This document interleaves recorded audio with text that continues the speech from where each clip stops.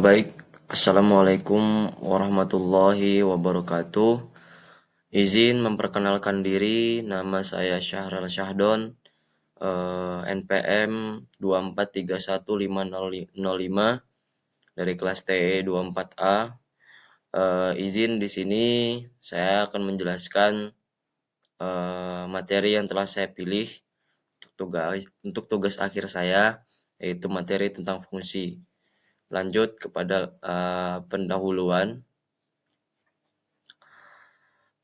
Pendahuluan. Fungsi adalah konsep dasar dalam matematika yang banyak digunakan di berbagai bidang, termasuk ilmu komputer, teknik, dan sains. Secara sederhana, fungsi adalah relasi antara satu set nilai input dalam kurung domain dan satu set nilai input dalam kurung range.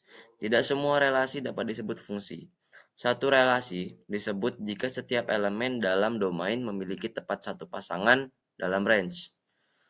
Contoh fungsi yang sering ditemui, f dalam kurung x, y sama dengan x ditambah y, merupakan fungsi dua variabel yang menjumlahkan x dan y. Yang kedua, ada f dalam kurung x sama dengan x, yaitu fungsi identitas, karena outputnya sama dengan inputnya. Dan yang ketiga ada f dalam kurung x sama dengan sin x, itu adalah fungsi trigonometri yang menghasilkan nilai sinus dari x.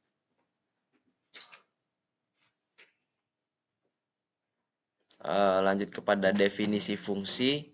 Fungsi adalah relasi yang memetakan setiap elemen dalam domain dalam kurung D besar, yaitu ketepatan satu elemen dalam range. Notasinya adalah F. D menunjukkan panah ke R, yang berarti F adalah fungsi. F adalah fungsi dari domain D ke range R. Representasinya adalah persamaan. Misalnya, F dalam kurung X sama dengan 2X ditambah 3. Diagram panah itu menunjukkan suatu hubungan antar elemen.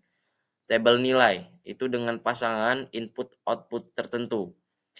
Contoh, jika diberikan fungsi f dalam kurung x sama dengan 2x ditambah 1, jika x sama dengan 0, maka f dalam kurung 0 sama dengan 2 dalam kurung 0 ditambah 1 sama dengan 1. Jika x sama dengan 2, maka fungsi f dalam kurung 2 sama dengan 2 dalam kurung 2 ditambah 1 sama dengan 5. Nah, kita masuk kepada domain dan range fungsi.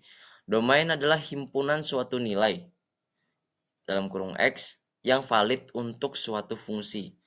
Dan range itu merupakan himpunan semua nilai output,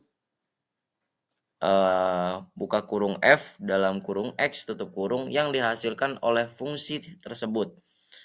Contoh, diketahui fungsi f dalam kurung x sama dengan 1 per x min 2. X sama dengan 2 itu tidak valid karena akan menghasilkan pembagian dengan 0.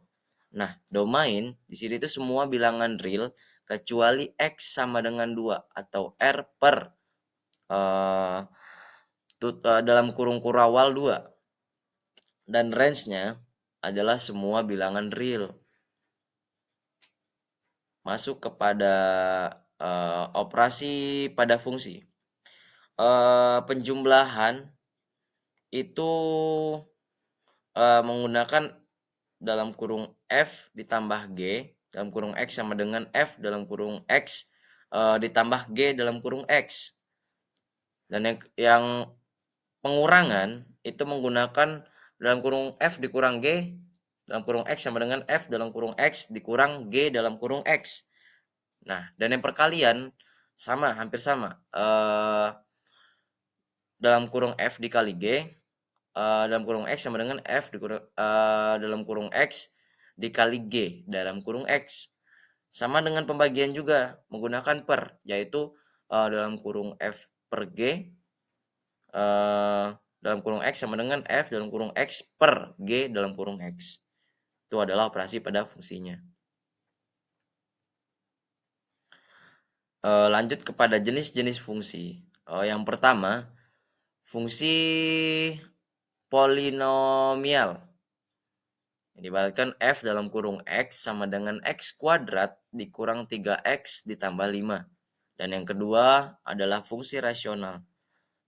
F dalam kurung x sama dengan x ditambah 1 per x min 2. Yang ketiga ada fungsi absolut, yaitu f dalam kurung x sama dengan x mutlak. Dan yang keempat adalah fungsi bilangan bulat terbesar, yaitu f dalam kurung x sama dengan x mutlak. Jika x sama dengan 2,7, maka nilai mutlaknya adalah 2,7 yang sama dengan 2. Ini masuk kepada jenis-jenis fungsi. Fungsi-fungsi genap dan ganjil. Fungsi genap itu adalah f dalam kurung min x sama dengan f dalam kurung x. Contoh, f dalam kurung x sama dengan x kuadrat. Itu untuk fungsi genap. Fungsi ganjil itu ada f dalam kurung min x sama dengan min f dalam kurung x. Contohnya f dalam kurung x sama dengan x pangkat 3. Untuk yang keenam adalah fungsi komposisi f. Fungsi komposisi dalam kurung f bundaran g dalam kurung x sama dengan f buka kurung g dalam kurung x tutup kurung. Contoh, ada f dalam kurung x sama dengan x kuadrat dan g dalam kurung x sama dengan 2x ditambah 1. Maka dalam kurung f bundaran g dalam kurung x sama dengan f dalam kurung 2x ditambah 1 sama dengan dalam kurung 2x ditambah 1 kuadrat. Itu untuk contoh fungsi komposisinya. Seperti itu.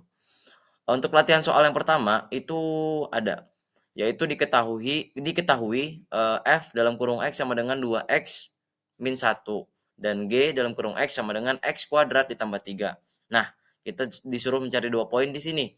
Yang pertama ada poin dalam kurung x ditambah g, dalam kurung f ditambah g dalam kurung x. Yang kedua itu ada dalam kurung f bundaran g dalam kurung x. Nah, jawabannya tertera di bawah sini nih, dua ini.